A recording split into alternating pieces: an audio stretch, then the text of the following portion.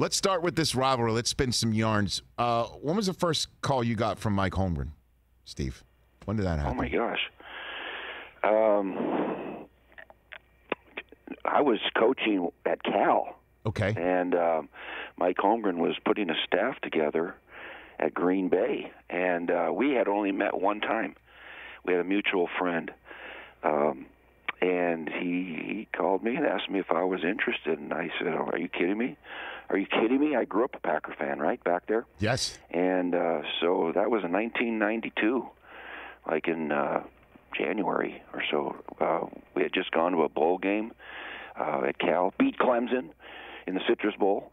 And so I had to choose between going to Arizona State with Bruce Snyder because he left. Oh, boy. Or, pursuing the Packer thing, and that was great to get back near home and coach for the Packers, who I grew up loving. That's right, because you're a Uper, Upper Peninsula of Michigan, Upper Peninsula. Right? And you used to go stare at the Bart Starr Packers through the chain link fence, right? Well, they were.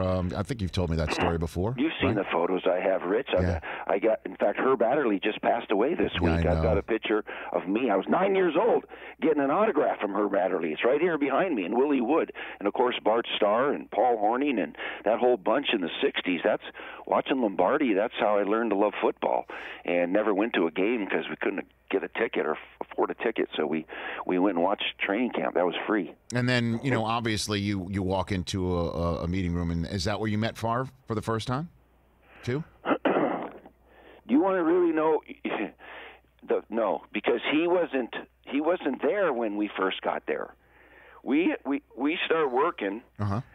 You know the story when I met Andy Reid in the hotel that when the fire alarm was on and then we were in our underwear. And anyway, so Favre came later because Ron Wolf traded for him. Right.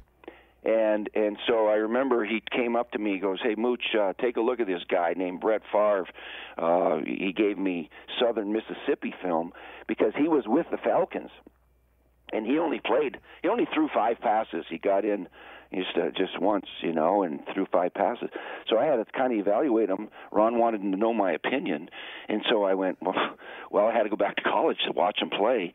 And anyway, so all I could tell was that he had this crazy, wild, strong arm, and he was running around like a crazed dog, fired up and all that kind of thing that we all came to find out about him. Anyway, Ron traded for him, gave away a first-round pick, and he was a bench sitter, really, over at the Atlanta Falcons, redshirting. And then he became our guy after Don Majkowski got hurt. Remember Magic Man? Of course, Magic Man, Don Majkowski, and then Favre, and then you're there too. And so what did you learn about the Packers, Steve, that you didn't already know? Obviously, you grew up loving them, and I just want to get into this rivalry and set the stage of what Packers and what you learned in the 49ers tonight before we get to your memories of your favorite game against Green Bay and stuff like that. The Packer organization is so unique in sport because it doesn't have an owner. It doesn't have an owner. There's no Robert Kraft or Jerry Jones, okay? It's owned by the community, by the city, by the stockholders, by the people that love it, and it's so unique that way. A few years back when they needed to add 7,700 seats in the end zone, they sold these $250 stock certificates that meant nothing. It was just a piece of paper. But I bought one for Brielle. She was born in Green Bay, and they raised it in 30 hours. I mean, the support is ridiculous.